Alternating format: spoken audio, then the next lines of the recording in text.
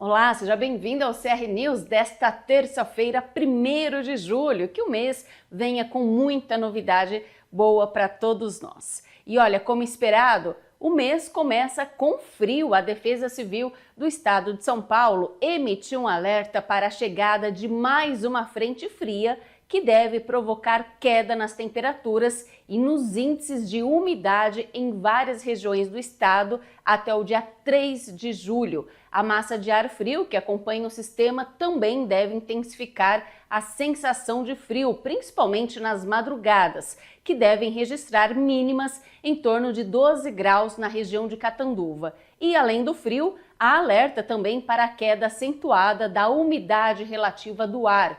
Os índices podem ficar abaixo dos 30%, o que é considerado crítico pela Organização Mundial da Saúde. E essa condição aumenta o risco de queimadas e incêndios florestais. E a Defesa Civil, então, orienta que a população redobre os cuidados, principalmente com as crianças, idosos, pessoas com doenças respiratórias e em situação de rua. E as recomendações são evitar exposição prolongada ao frio, manter-se hidratado, procurar locais protegidos e não realizar queimadas.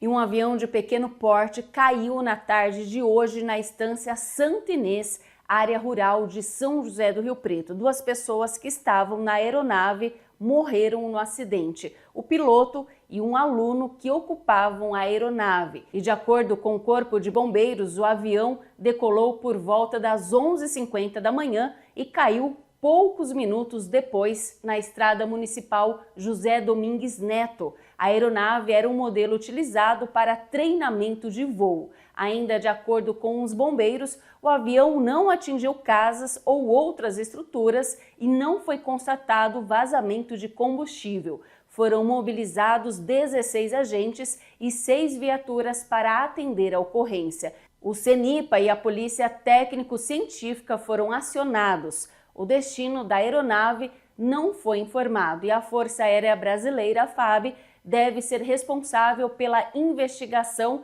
das causas do acidente. Qual o estado que os senhores encontraram as vítimas no avião? As vítimas estavam presas, retidas nas ferragens. Já em óbito. Já em óbito. E só 2 ocupantes mesmo, né? 2 ocupantes. Aí foi necessário cortar algumas ferragens da aeronave e as vítimas foram retiradas. E quais são os próximos passos agora para retirar essa aeronave desse local? Então, aqui no local a gente está aguardando, na verdade o policiamento territorial está aguardando a perícia da Polícia Técnico-Científica e também a investigação da aeronáutica através do órgão CENIPA, que também virão para o local. Esses são os próximos passos. Da forma que as vítimas foram encontradas, dá para falar qual foi a causa da morte delas? Politraumatismo? Politraumatismo. Foi constatado pelo médico do SAMU. Perfeito. Agora, logicamente, se houve algum problema com a aeronave ou qual foi o problema, isso só o CENIPA que vai poder, provavelmente, após a investigação, determinar o que causou a queda desse avião. Isso já é parte da parte da polícia judiciária, né? Então pode ser tanto através do CENIPA quanto através do inquérito policial que vai ser feito pela Polícia Civil.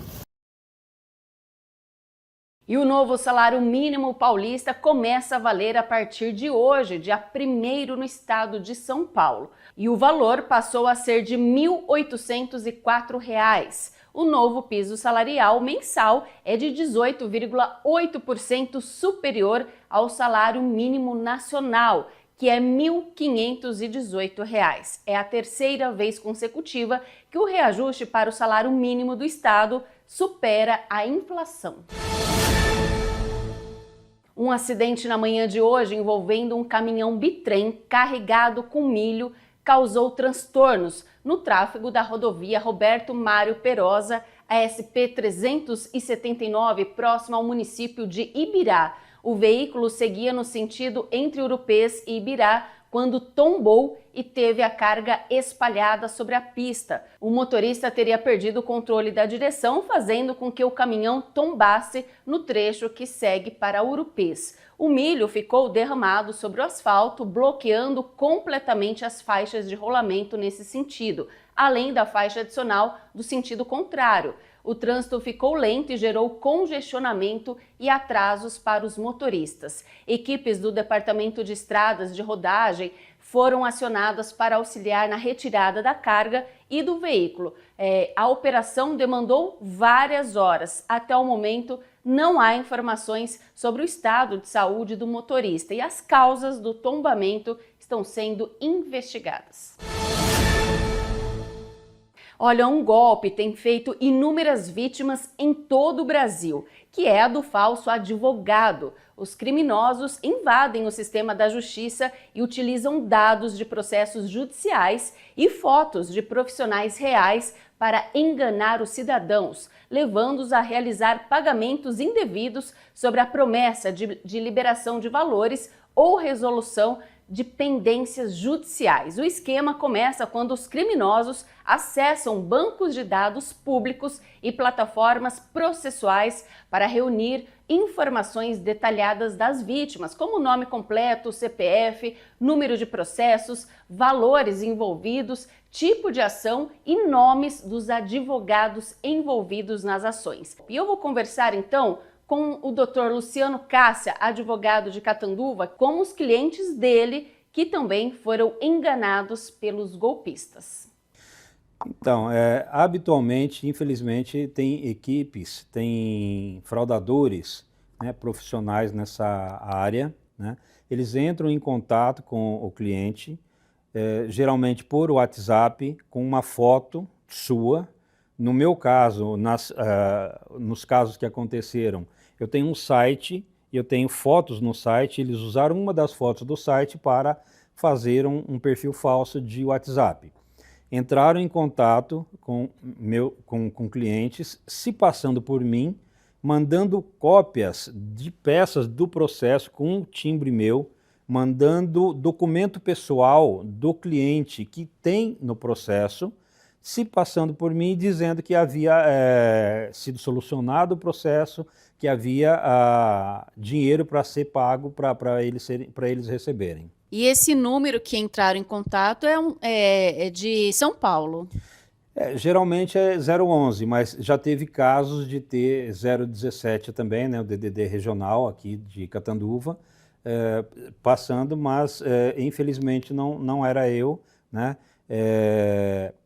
Teve situações onde o cliente percebeu que não era, né? Teve situações que o cliente não percebeu, tentou fazer o procedimento e o banco bloqueou por talvez achar que era um procedimento suspeito, e teve clientes que efetivamente caíram e perderam dinheiro. Foram várias vezes, não foi uma vez só, foram vários clientes, tá?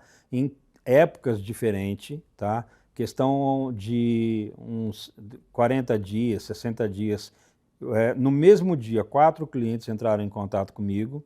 Eu falei, né, que não era eu, que não era do nosso escritório, pedindo para que não retornasse ou para que não fizesse nenhum procedimento que eles pedissem. A semana passada também teve, num dia, 3 clientes. Essa cliente que teve a conta bloqueada pelo banco, o cliente que perdeu o dinheiro e um cliente que estava em reunião comigo no meu escritório, mostrando aqui, olha, você está falando comigo por WhatsApp. Qual que tem sido, então, a sua postura diante a esse golpe com seus clientes? Como que o senhor alertou?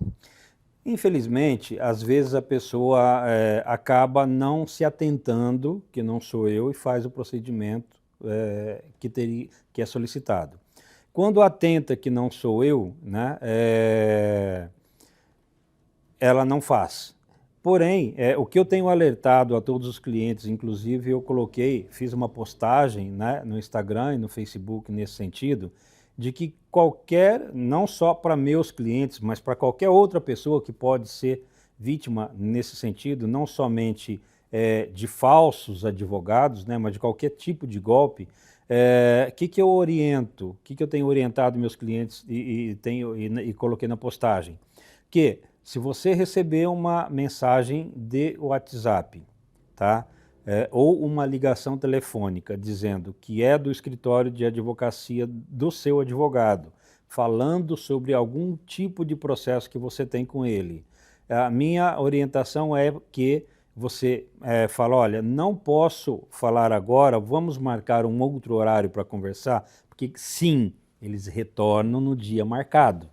Então, você depois que você desligar o telefone, faça contato com o seu cliente, com o seu advogado, fala, olha, eu recebi uma chamada assim, foi do teu escritório, não foi, porque você com certeza vai se assustar e vai ver que não é do escritório do seu advogado. E nós estamos recebendo aqui o presidente da OAB Subseção de Catanduva, o Dr. César Hércules. Seja bem-vindo mais uma vez, uma boa noite.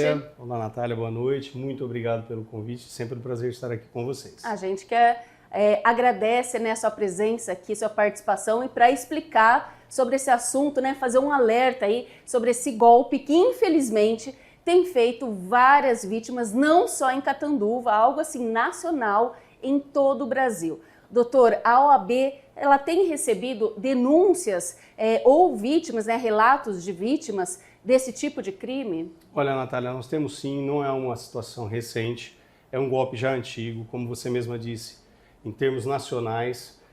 Tanto a OAB nacional quanto a OAB seccional São Paulo tem tomado algumas providências, tem orientado os advogados a terem um cuidado maior e, sobretudo, na orientação dos advogados para com os seus constituintes, com os seus clientes. Então, no estado de São Paulo, por exemplo, já houve a elaboração de uma cartilha que se encontra disponível a qualquer pessoa, ao público em geral, no site da OAB de São Paulo, oabsp.org.br, a pessoa vai lá, fica até uma faixa direta no site, logo na entrada do site, sobre a questão do golpe do falso advogado, uma cartilha passando orientações e assim por diante para aqueles que têm que ficar atentos com relação a qualquer tipo de mensagem que possa trazer alguma desconfiança. E este crime é um golpe já antigo, não é de agora, não é recente, mas vocês têm percebido que aumentou, intensificou nos últimos dias? Sim, não nos últimos dias, mas no último ano, tá?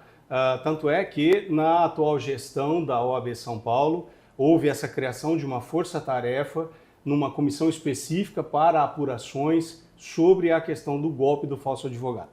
Uma situação que tem trazido um certo desconforto para os advogados é a quase impossibilidade de se tentar descobrir de onde essas informações saíram. O golpe, de certa forma, ele se traduz da seguinte maneira.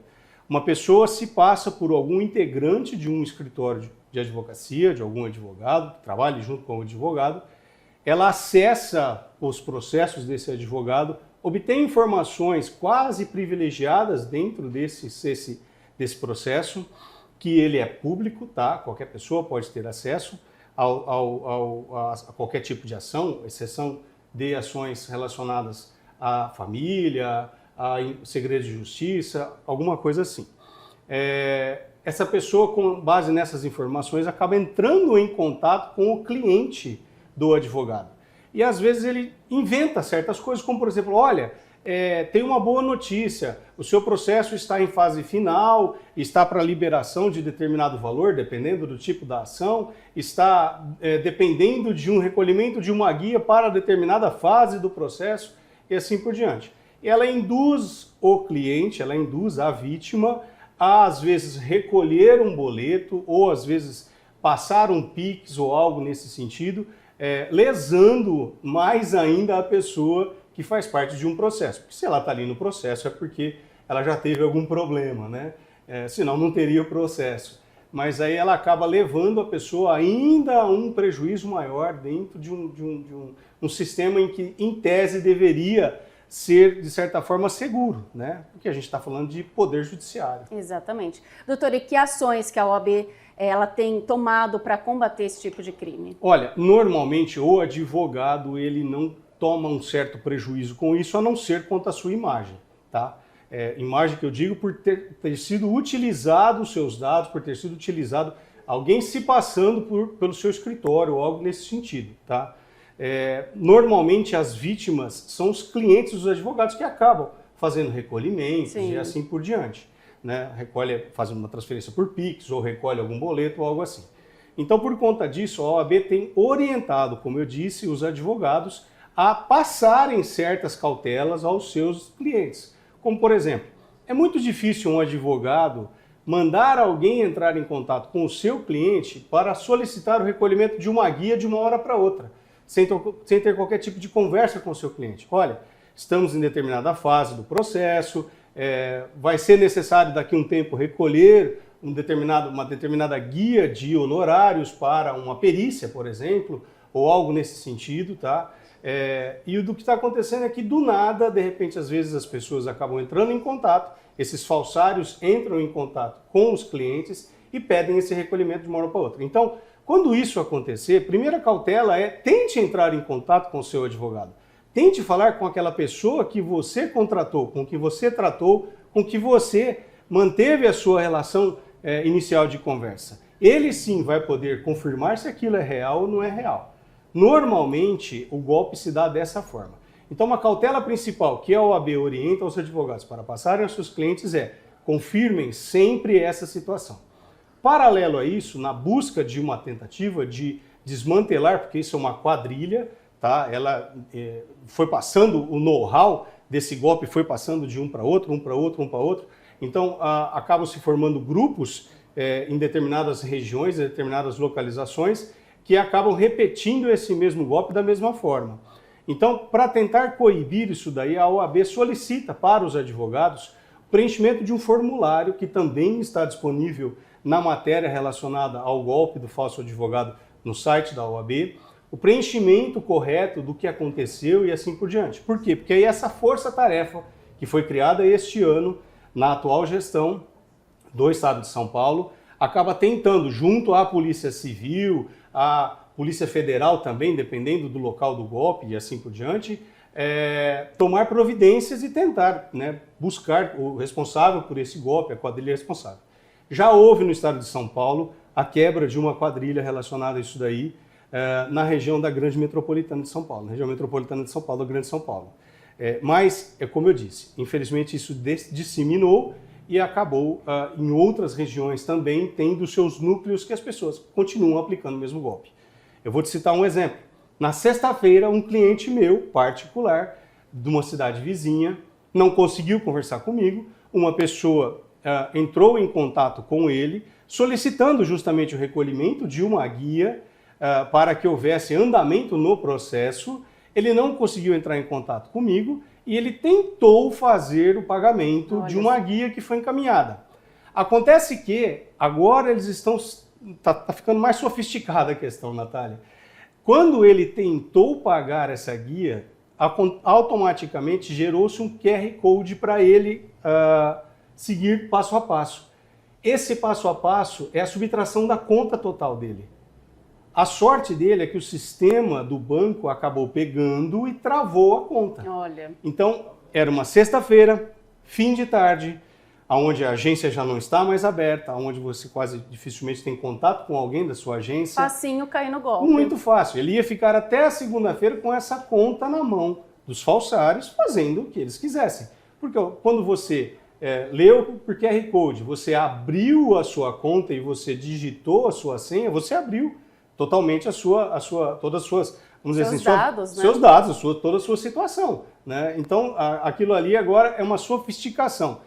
Eu ainda não tinha conhecimento, tive conhecimento na sexta-feira, quando esse cliente depois à noite conseguiu me ligar e ele falou, olha, eu já não estou mais conseguindo acessar porque bloqueou a minha conta e tudo mais e tal. Disse, olha, calma, pega o seu cartão, vá até uma agência aberta, o 24 horas aberto, tire um extrato para saber o que aconteceu. Se houve realmente subtração de valores, aí você registra uma ocorrência, leve os dados e assim por diante. Que é mais ou menos a orientação do passo a passo que a OAB passa, né, acaba informando os seus advogados para acabarem trazendo para os seus clientes também. E a OAB tem até uma cartilha também, Sim, né? exatamente. A OAB tem uma cartilha para que os advogados atuem num passo a passo para evitar esse tipo de situação para com seus clientes. Mas é muito difícil, vou ser bem sincero, é muito difícil. Aqui em Catanduva a gente já teve dezenas de notícias de advogados, vira e mexe em grupos nossos de redes sociais, os advogados acabam informando, olha, cuidado que tem alguém, o número tal está se passando como integrante do meu escritório e não é. Então, assim, a pessoa, também o próprio advogado acaba tomando por ele algumas providências. Como informar numa rede social, na sua conta de Instagram, na sua conta de Facebook, Sim. que tem alguém tentando se passar para tomar cuidado.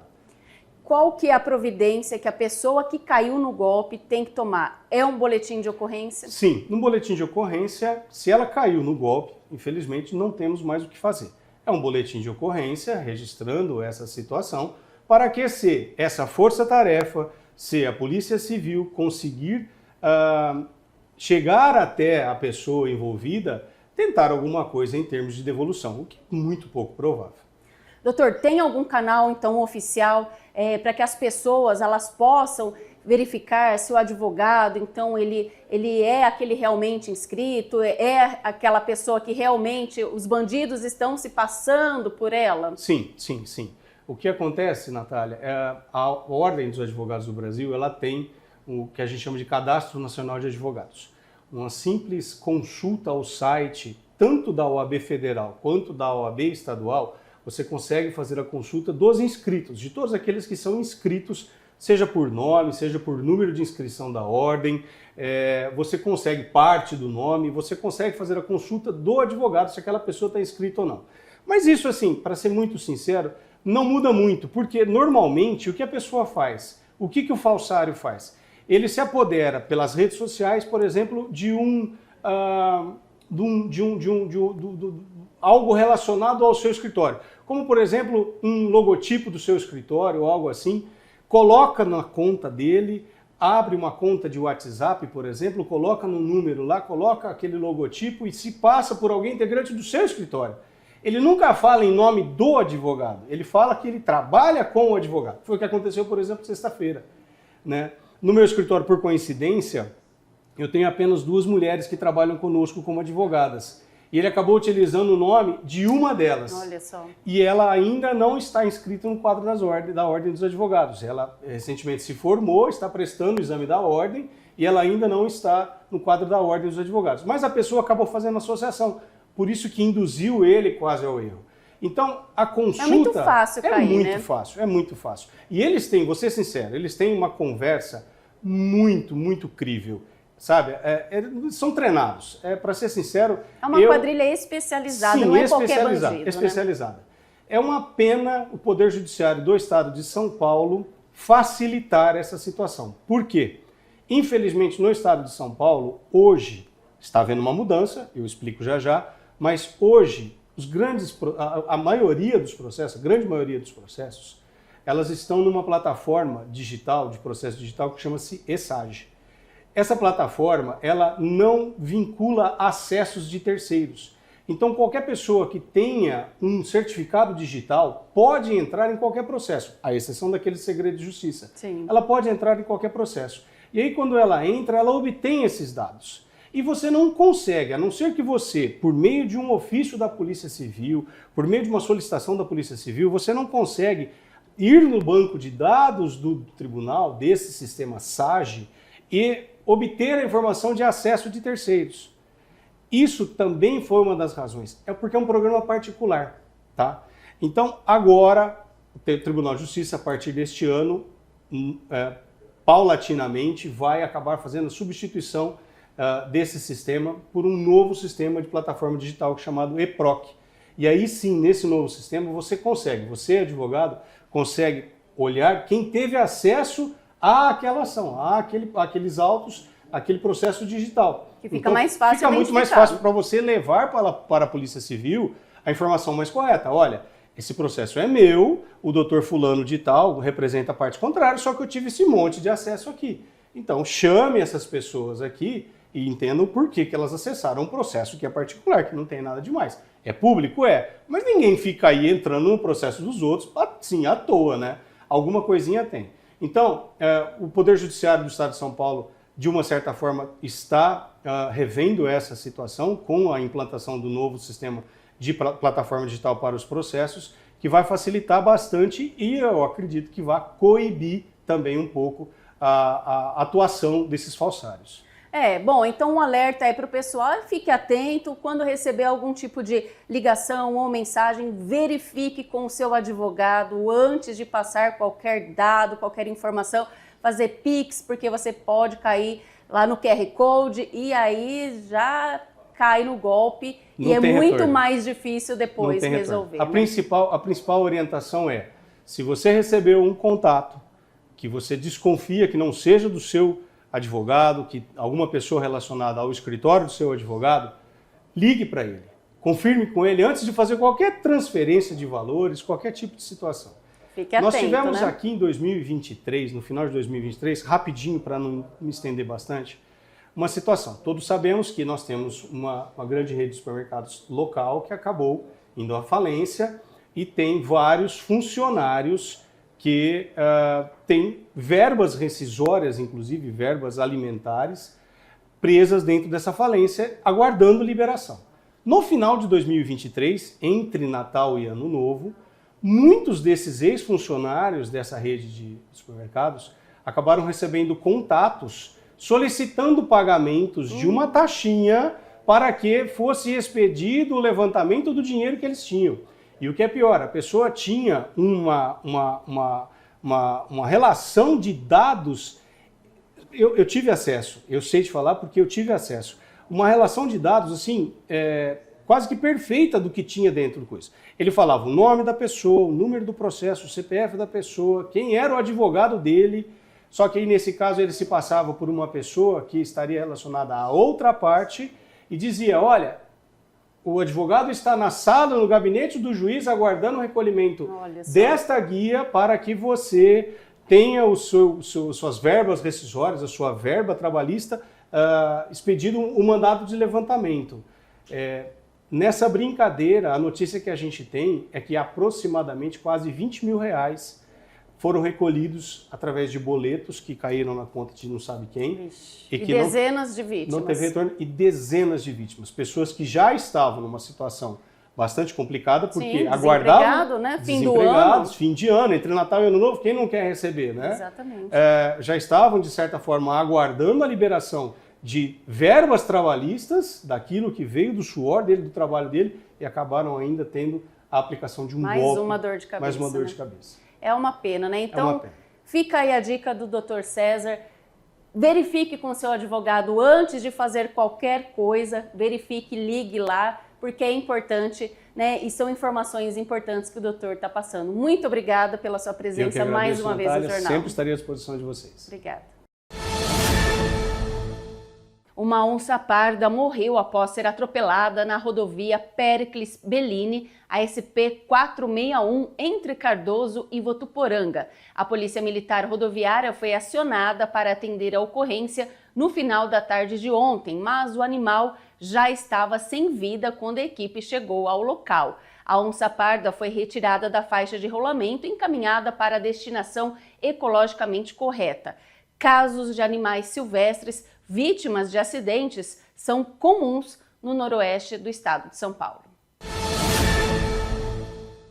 E o Jornal CR News termina aqui. Obrigada pela sua companhia. Uma ótima noite e até amanhã.